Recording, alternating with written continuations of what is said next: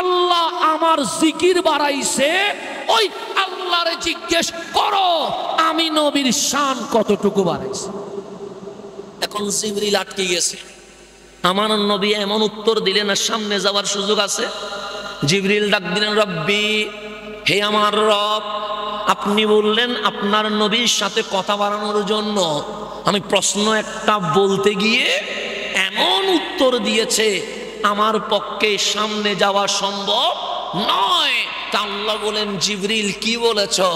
আমি বলছি, আতাদিরি কাইফা রাফা আল্লাহু যিকরাক, হাবিব, আল্লাহ যে আপনার জিকির বাড়াইছে, কতটুকু বাড়াইছে এটা কি আপনি জানেন?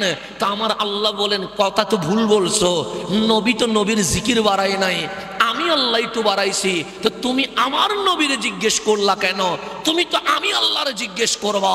জিবরিল ডাক দিলেন, মালিক তুমি বলো না। আল্লাহ ডাক দিয়ে বললেন, জিবরিল, কুল হু আল্লাহু আহাদ নাজিল করছে কে? জিবরিল বলে, আল্লাহ নাজিল করছে। তাফসীর করছে কে? সে রহমাতুল লিল আলামিন তাফসীর করছে। আল্লাহ বলে, ইকরা বিইসমি রাব্বিকাল্লাযী খালাক নাজিল করছে কে? জিবরিল বলে, আল্লাহই নাজিল করছে। তাফসীর করছে কে? সে তাফসীর করছে রহমাতুল লিল আলামিন। আল্লাহ বলে, সূরা ফাতিহা আলহামদুলিল্লাহি রাব্বিল আলামিন নাজিল করছে কে? জিবরিল বলে, আল্লাহই নাজিল করছে। আল্লাহ বলে, তাফসীর করছে কে? সে রাসূলুল্লাহ তাফসীর করছে। জিবরিল, এখন বলো, ওয়া রাফা'না লাকা যিকরাক নাজিল করছে কে? জিবরিল বলে, আল্লাহ। আল্লাহ ডাক দিয়ে বললেন, জিবরিল, সূরা ইখলাস আমি নাজিল করেছি, আমার নবী তাফসীর করেছে। সূরা বাকারা আমি নাজিল করেছি, আমার নবী তাফসীর করেছে। সূরা ফাতিহা আমি নাজিল করেছি, আমার নবী তাফসীর করেছে। আজকে যখন ওয়া রাফা'না লাকা যিকরাক নাজিল করার কারণে আমার নবী হাসি দিয়েছে, আমি সিস্টেম পরিবর্তন করে দিলাম। আল্লাহ আয়াত নাজিল করেছে, আবার সেই আল্লাহ ওয়া রাফা'না লাকা যিকরাক তাফসীর করলেন। ওয়া রাফা'না,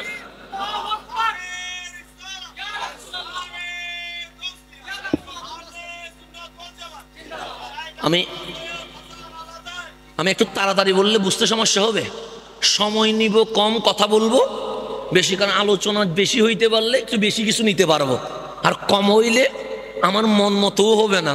কারণ আমি কম আলোচনা করলে আমি দুঃখ পাবো, আমার ঘুম আসবে না যে গেলাম একটা বিষয় আলোচনা করতে, কম বলে চলে আসছি।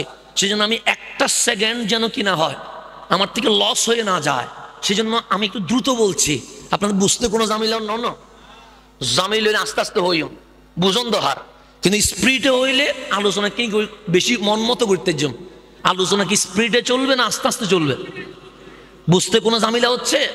তো আল্লাহ বলছে, ওয়া রাফা'না লাকা যিকরাকের তাফসীর সর্বপ্রথম আমি আল্লাহই করব, এখানে কোন বান্দার করার প্রয়োজন। জিবরিল বলে, মালিক নবীর এত ভালোবাসো। আল্লাহ বলে, কেমন ভালোবাসে জিবরিল তোমারে বুঝাইতে পারবো না। আজ আমার নবী হেসেছে, আমার আরশ আলোকিত হয়ে গেছে, আমার লৌহে কলম আলোকিত হয়ে গেছে, আমার লামাকান আলোকিত হয়ে গেছে। জিবরিল, আমার নবীরে শোনায়া দাও, ওয়া রাফা'না লাকা যিকরাক, আই অর্থ হচ্ছে মা যুকিরতু, আমি তো আল্লাহ, আমি তো খালেক, আমি তো মালিক, আমি তো মাবুদ। মাবুদ মাবুদ হইয়া সিঙ্গেল একলা আমি কখনো আমার জিকির করি নাই, ইল্লা তবে হাহা যুকিরতা মাই, যেখানে আল্লাহর নাম খালেক হিসেবে লাগিয়ে দিয়েছি, সেখানে রাসূলুল্লাহর নাম মাহবুব হিসেবে লাগিয়ে দিয়েছে। যেখানে আল্লাহর নাম মাহবুব হিসেবে আছে, কি হিসেবে? সেখানে আল্লাহ বলে, আমি সিঙ্গেল নয়, মা যুকিরতু, আমি একলা আমার নাম লিখি নাই, ইল্লা তবে হা যুকিরতা মাই, যেখানে আমি আল্লাহ মাবুদ হিসেবে আমার নাম লিখে দিয়েছি, পাশে মাহবুব হিসেবে আমার নবীর নামটা লিখে দিয়েছে। এখন বলেন, জোড়া লাগাইছে কে? কে জোড়া লাগাইছে? এখন জোড়াটা ভাঙতে চাই কে? জোড়া লাগাইছে কে? জোড়াটা পৃথক করতে চাই কে? এখন বলেন, জোড়া লাগাইছে আল্লাহ, পৃথক করতে চায় বান্দা, আলাদা করতে চায় বান্দা। এখন জিতবে কে? আল্লাহ জিতবে না বান্দা জিতবে? কে জিতবে? মালিক জিতবে। সেই জন্যই ফিলিস্তিনে মার খায়, সেই জন্য সমগ্র বিশ্বে মুসলমান মার খায়। কেন? ওই মুসলমান নবীর শানে বেয়াদবি করার কারণে মালিক বলে জিতবি না, জিতবি না। যেদিন বিশ্ব মুসলিম খানায়ে কাবা থেকে রওনা হয়ে সবচেয়ে গম্ভীরদের, সবুজ গম্ভীরদের নিচে দাঁড়ায়া লাব্বাইক ইয়া রাসূলুল্লাহ বলে ডাক দিবে, খোদার কসম সেদিন বিশ্বে ইসলামী খেলাফতের পতাকা উঠে যাবে।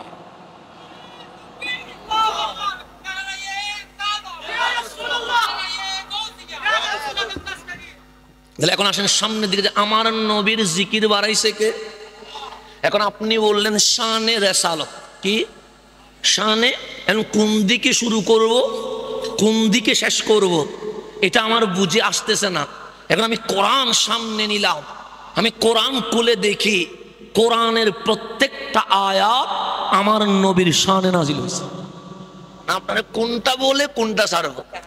কোরআনের প্রত্যেক আয়াত আমার নবীর শানে। যদি বলেন কেমনে কি হুজুর? যেমন প্রথম সূরার নাম কি? সূরা ফাতিহা। সূরা ফাতিহা মানে ভূমিকা, ফাতিহা মানে ইন্ট্রোডাকশন, ফাতিহা মানে শুরু কথা।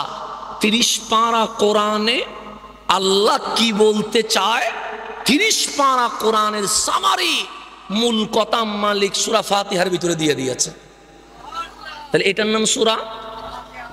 এখানে ভিতরে ঢুকলে আমার আমি আলোচনা করতে পারবো না, কারণ আলহামদুলিল্লাহ আলিফ লামের ভিতরে এত কথা আছে, রাত চলে যাবে।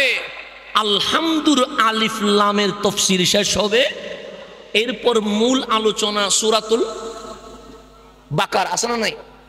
বাকারার তাফসীরে ঢুকবো না, আমি জাস্ট বোঝানোর জন্য বলছি। সূরাতুল বাকারার প্রথম আয়াত আলিফ লাম। আছে না নাই? কোরআন তো দুইটা না, কোরআন কয়টা? আমার মাদ্রাসায়ও যেটা পাওয়া যায়, আপনার মাদ্রাসায়ও সেটাই তো পাওয়া যায়। তাহলে প্রথম আয়াত আলিফ লাম, কিছু বুঝছেন? তাহলে আমি আলিফ লাম মিম মানে এক আয়াত। কয় আয়াত? কথা ঠিক না? আমার রসুল বললেন, উম্মত আলিফ লাম মিম একটা শব্দ নয়, আলিফ একটা শব্দ, লাম আর একটা শব্দ, মিম আর একটা শব্দ, 3টা শব্দ। বলতে কি 1 মিনিট লাগছে? 10 মিনিট লাগছে? 10 সেকেন্ডও লাগে নাই।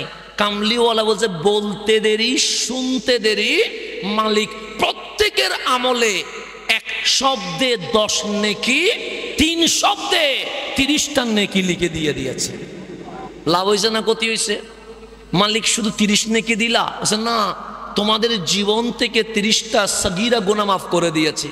লাভ হয়েছে না ক্ষতি হয়েছে? মালিক শুধু সগীরা গুনাহ মাফ করলা, আল্লাহ বলেন না, অনেকেই ওই মেলায় বসে আছে, অনেকে চায়ের দোকানে বসে আছে, অনেকে রাস্তায় বসে আছে, অনেকে শীতের কারণে কম্বলের ভিতরে ফেসবুকে ব্যস্ত আছে। মালিক বলে ওদের চেয়ে তোমরা যারা মাহফিলের শামিয়ানায় বসে আলিফ লাম মিম শুনেছো, ওদের চেয়ে তোমাদেরকে আমি আল্লাহ 30টা লেভেল উপরে তুলে দেব। এখন আলিফ লাম মিম মানে কিছু বুঝছেন না? বুঝলে যদি এই সওয়াব হয়, বুঝি গেলে। বুঝেন নাই, সওয়াব মিলে গেছে। এমনি শুনলেন আলিফ লাম মিম শব্দ বলছি, বুঝি নাই, কিন্তু সওয়াব, গুনাহ মাফ হয়ে গেছে, লেভেল উপরে উঠে গেছে। না বুঝলে যদি এই অবস্থা হয়, বুঝলে কি হবে? এখন এখানে কি এমন কেউ আছে যে আলিফ লাম মিমের অর্থ জানে? নাই না? আপনাদের এখানে নাই? আমাদের মঞ্চের ডানে বামে মেহমানও আছে, ওলামাও আছে। হুজুরদেরকে জিজ্ঞেস করেন, হুজুর আলিফ লাম মিমের অর্থ কি? ওনারা বলবেন জানি না। আমাকে যদি অধিকার দেন, আমাকে যদি বলতে বলেন, আমি বলবো আমার বাবাও আলিফ লাম মিমের অর্থ জানে না। আপনি যদি আমাকে আরো অধিকার দেন, আমি বলবো আমার বাবার উস্তাদও আলিফ লাম মিমের অর্থ জানে না। আপনি যদি আমারে আরো অধিকার দেন, আমি বলবো এই দুনিয়ার কোন মুফাসসির, মুহাদ্দিস, বক্তা, স্কলার আলিফ লাম মিমের অর্থ জানে না। আপনি যদি আমাকে আরেকটু অধিকার দেন, আমি বলবো যেই জিবরিল লৌহে মাহফুজ থেকে কোরআন নিয়ে নবীর কাছে আসছে, ওই জিবরিলও আলিফ লাম মিমের অর্থ জানে না। যদি আমাকে অধিকার দেন, আমি বলবো। এখন বলবেন হুজুর তাইলে না জানলে এটা দিয়ে কি হবে? তাফসীর উল্টান। আমি বলবো না আলা হযরতের কানজুল ঈমান উল্টান, এটা বলবো না। কেন বলবেন এটা তো আপনাদের কিতাব, আমি এটা মানবো না। বলতে পারে তো নাকি? আমি বলবো কানজুল ইমান খুলিয়েন না, দরকার নাই। আপনার ঘরে যেটা তাফসীর আছে সেটা খুলেন, সেখানে লেখা আছে আলিফ লাম মিম হরুফুম মুকাত্তিয়াত, এগুলাকে হুরুফে মুকাত্তিয়াত বলা হয়। কোন কোন তাফসীরে লেখা আছে মুফরাদাত বলা হয়। তো অর্থ কি? আয়ে আলিফ লাম মিমের অর্থ কি জানোনি? আমরা বললাম কি? তাফসীর লিখছে আল্লাহু ওয়া রাসূলুহু আ'লাম। এই আলিফ লাম মিমের অর্থ একমাত্র আল্লাহ জানে, আর জমিনে একমাত্র তোমার রাসূলই জানে। এই ছাড়া আর কেউ জানে? এছাড়া অনেক তাফসীর আছে, কারণ কোরআন শরীফের তাফসীরের তো কোনো অভাব। আমি একটা বললাম, শাখা তো অনেক শাখা তাফসীর। আপনি যদি ওয়াদ্দুহার তাফসীর করেন, আমি 100টা তাফসীর করতে পারবো। এখন আপনি কয়টা নিতে পারবেন এটা তো আমার দেখতে হবে। তো আমি একটা সাইড বলছি, আবার আপনি এটার উপরে মানে আলিফ লাম মিমের একটা তাফসীর না। আমি মিশরে যখন গিয়েছি, আমি দেখলাম শুধু একটা থিসিস, যেটাকে পিএইচডি ডিগ্রি ডক্টরেট বলা হয়, এখানে তো বিভিন্ন চ্যাপ্টারে মানুষ কি করে পিএইচডি করে, ডক্টরেট করে, যার বিষয় আছে। আমি দেখলাম আলিফ লাম মিমের উপরে প্রায় 1600 পৃষ্ঠার থিসিস লিখে দিয়েছে। কয় হাজার? 1620 পৃষ্ঠা শুধু আলিফ লাম মিমের তাফসীরের উপরে থিসিস লেখার পরে যিনি পিএইচডি করেছেন উনি লাস্ট পৃষ্ঠায় লিখে বলতেছেন এটা আমার গবেষণা ছিল, ওয়াল্লাহু আলাম, আল্লাহই ভালো জানে। আলিফ লাম মিমের 1600 পৃষ্ঠা তাফসীর করে, কয়শো পৃষ্ঠা? 1600 পৃষ্ঠা তাফসীর করে বলতেছেন এটা আমার গবেষণা ছিল, আল্লাহ ভালো জানে। তো আমি মাঝে মাঝে ভাবি সেখানে ওই 1600 পৃষ্ঠার আলিফ লাম মিমের যদি তাফসীরের উপর আমি মাহফিল করি, আমার জীবন শেষ হয়ে যাবে, কিন্তু আলিফ লাম মিমের তাফসীর শেষ হবে। এতগুলো কথা কোরআনে আছে। আমরা তো এক কথা বলে বলে মানুষকে চলে আসতে পারে, কিন্তু এত কথা কোরআনে আছে, আমার জীবন শেষ হয়ে যাবে, কিন্তু আলিফ লাম মিমের তাফসীর কি হবে না? শেষ হবে না। আমাদেরকে তো আপনারা মাঝে মাঝে লিখেন মুফাসসিরে কোরআন, আমরাও খুশি হয়ে যাই। আবার আরো একটু বাড়াইও লিখে আন্তর্জাতিক মুফাসসিরে কোরআন, বেশি খুশি হয়ে যায়, ভালো লাগে। তো নামের আগে বিশে বড় বড় করে লিখলে কান্না ভালো লাগে। এগুলো লিখিয়েন না, কারণ এগুলো লিখলে আগেরকার উলামায়ে কেরামের অপমান হয়। কেন? কারণ ওনাদের চেয়ে বড় মুফাসসির এই জমিনে আর জন্মগ্রহণ করবে? আচ্ছা এখন বলেন, ফারুকে আজমের চেয়ে বড় মুফাসসির আর কেউ আছে?